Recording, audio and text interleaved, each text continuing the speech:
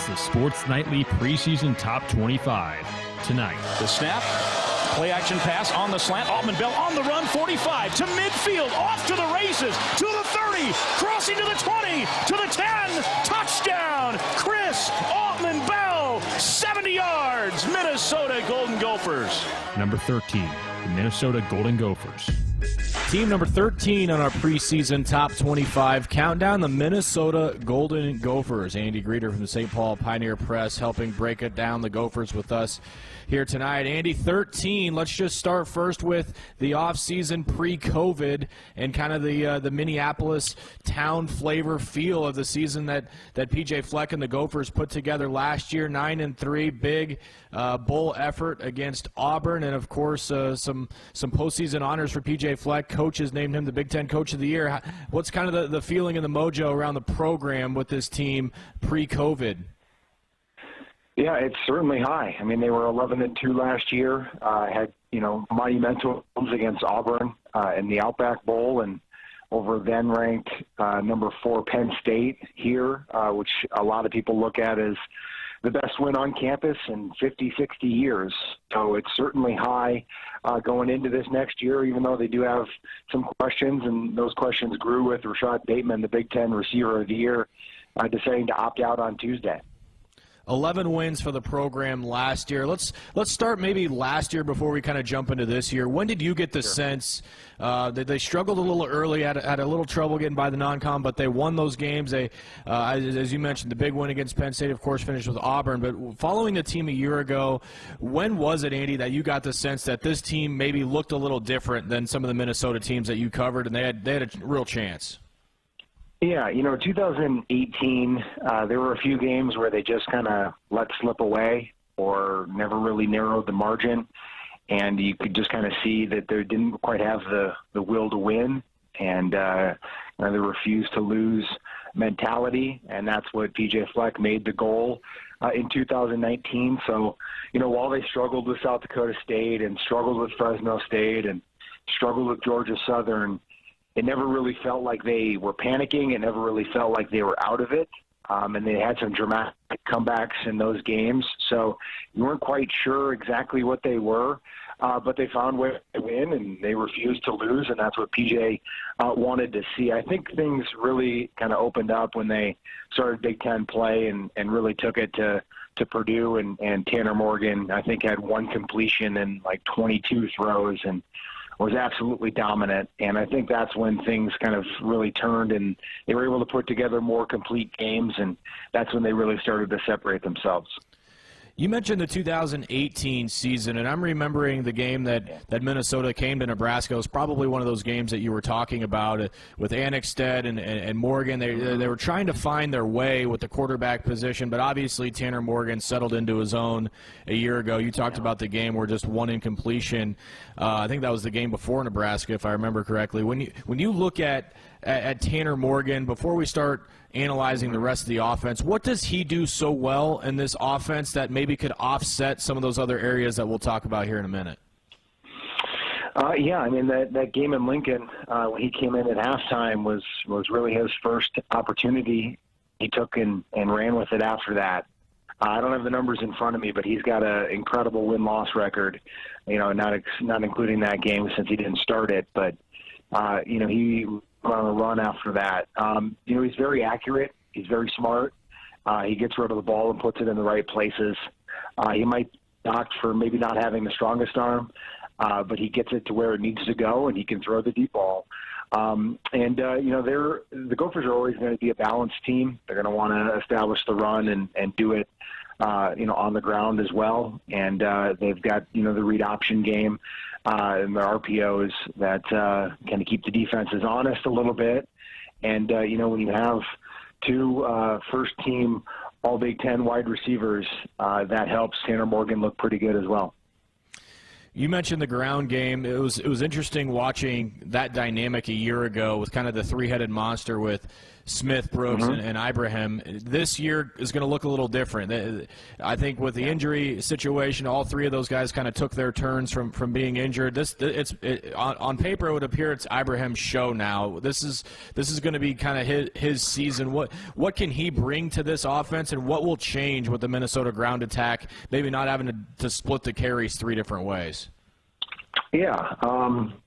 Rodney Smith was there for 6 years. He was there the entire time that I've covered this team. He called himself, great grandpa by the end of his 6th year. But, a very good player who got a free agent deal with the Panthers. They're going to miss him. He was a dynamic running back. He was probably their clear number one. But just the way that PJ Fleck likes to have his team, it's a lot of Trussell ball, being a graduate assistant under Jim Trussell in, I think, 2006 at Ohio State. When they had a great team there. He always wants to have multiple running backs. So while Mo Ibrahim is going to be the number one, I'd imagine that there's going to be a sharing of the football with some other guys that still need to kind of step up and become established with this team. But Mo Ibrahim, he was a 1,000-yard running back in 2018 when Rodney Smith and Shannon Brooks had ACL injuries. So he's shouldered before with those guys dinged up in the Outback Bowl. Ibrahim had a great performance there for a second consecutive bowl game. He's a tough runner, not going to, wow you with his speed, but he's going to be difficult to bring down. The wide receiver position we probably should have started there. I think you look at what that unit did put together last year with Tyler Johnson, who set school records, and obviously Rashad Bateman, who jumped off the page with everybody around the league when Mel Kiper, a day after the NFL draft, had him in his preseason for next year, top 10 overall selection for a year ago. Two very dynamic players, and this offense would have looked a lot different had Rashad come back, but for obvious reasons, stepping aside and going to the NFL. A lot of attention going to be turned to Chris Ottman-Bell and Demetrius Douglas. What can you tell about these guys, Andy, that we maybe didn't get to see last year because of who was in front of them, but what their potential could be in the offense this year? Yeah, for sure. Those guys were the third and fourth option last year almost all the time. They had a few times where they really kind of showed out and made big plays. We talked about the non-conference schedule. Chris Ottman-Bell had the saving touchdown in overtime against Fresno State, and Demetrius Douglas had 2 catches to convert a 3rd and 30 and a 4th and 9 or something against Georgia Southern. So those guys have stepped up at big moments, but combined, I think they have 35 receptions last year. So they're going to really need to step up. And one thing that has been interesting with the Gophers is they almost never have thrown to their tight ends. It's never really been a facet of their passing game with Kirk Shiraka. But now with him gone to Penn State and Mike Sanford Jr. coming over, from Notre Dame and some other places that he's been, Western Kentucky and Stanford, in Southern Utah where he was with Jordan Love, Utah State, where he was with Jordan Love last year, the new Packers quarterback. It'll be interesting to see if they're able to incorporate the tight end more and just do it by committee. They've got a huge target, a guy that has been talked about for a while in Brevin Spanford, but he didn't catch very many passes last year. I think his continual progression is going to be important. And PJ Fleck was on BTN this morning raving about 2 receivers, 2 true freshman receivers that are coming in that could jump up with the depth chart here this fall, this camp that might open here on Friday. So it's probably going to be by committee, but some of those guys that have done it on a big-time level, just not consistently. Now they're going to be asked to do so.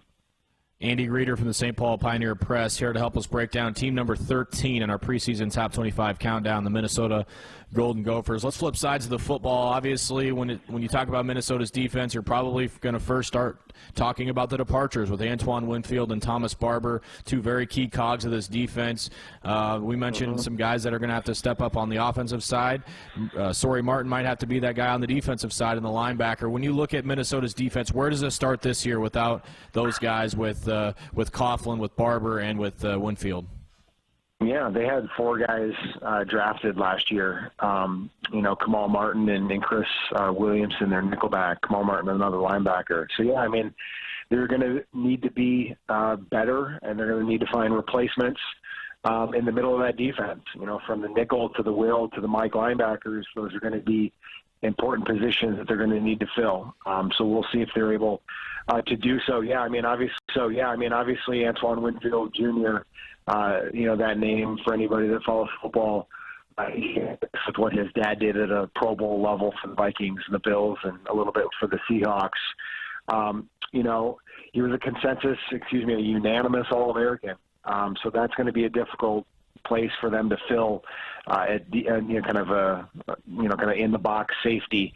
Tyler Newman is a 4-star guy, maybe the highest rated guy in their class. In 2019, he played I think 12 games last year on special teams and got a taste. He looks the part as a safety, but he's going to be thrown in after Winfield, kind of ran the table last year, not coming off the field very much defensively after having a few years where he couldn't stay on the field.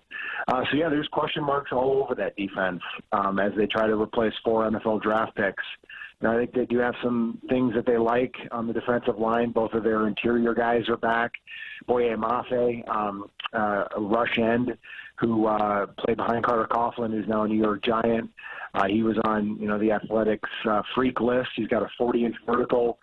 He certainly looks the part as an imposing rush defensive end, but was mostly playing behind another Minnesota guy in Carter Coughlin. So it's about seeing these young guys who have gotten a taste, seeing if they're able to emerge. It's very much like the wide receiver position where they feel like they have the depth, but we won't be able to see that until the first games. Andy, you mentioned PJ Fleck's appearance on BTN earlier today. I caught that as well, and one of the things that stuck out about his comments was the September that Minnesota has, starting right out of the chute with Michigan State on the road. Then you get Michigan and Iowa at home, then on the road at Camp Randall against the Badgers in Wisconsin. Pretty grueling 4-game stretch there. When you look at the new schedule put in front in Minnesota, hard to throw around that word expectation with just the bizarre, the ambiguous situation that we're given right now in our society. But when you look at the schedule in front of Minnesota, what do you make of it, and what should Minnesota fans expect, especially considering their first 4, potentially 5 games with Nebraska on the road following Wisconsin early October? Yeah, it's going to be a challenge for sure. Michigan State is a little bit in a rebuilding mode, but they have a new coach in Mel Tucker that is going to be bringing his style from Colorado, and it'll be interesting to see how they're able to play right away against a scheme that they haven't done, and they won't have any non-conference games to kind of get up to speed. So that'll be interesting. Michigan State had one of their defensive ends decided to redshirt today, so Micah Parsons at Penn State and this D lineman at Michigan State, some of the defections are continuing to add up as COVID takes players out. It'll be interesting to see if they're able to, go 2-2 or 3-1 in those 4 games. It'd be amazing if they were able to go 4-0. I don't really see that happening, just given how difficult it will be with all the new pieces that Minnesota has and playing those 4 teams to start the year. You kind of wonder if those 4 games are going to play out like they are expected to or are scheduled to, just given where we are with coronavirus, and if some of those games are eventually delayed, and if that kind of benefits the Gophers, if some of them are pushed back, and it's a little bit maybe more of a balanced schedule, maybe not as front-loaded. But, if the Gophers are able to come out of that at 3-1, I think that they'll be in the driver's seat. But, I think maybe 2-2 is maybe more likely expectation. It should be interesting. Hopefully this plays out the way that we hope, and we get to see the Gophers in action again following that 11-win season a year ago. And obviously Husker fans hoping the same, and another chance to play Minnesota at home at Memorial Stadium in early October. Andy Greeter, the St. Paul Pioneer Press. Team number 13, our preseason top 25 countdown is Minnesota. Andy, thanks so much for breaking down the Gophers with us. Hopefully this all bears some weight and we can watch some football here in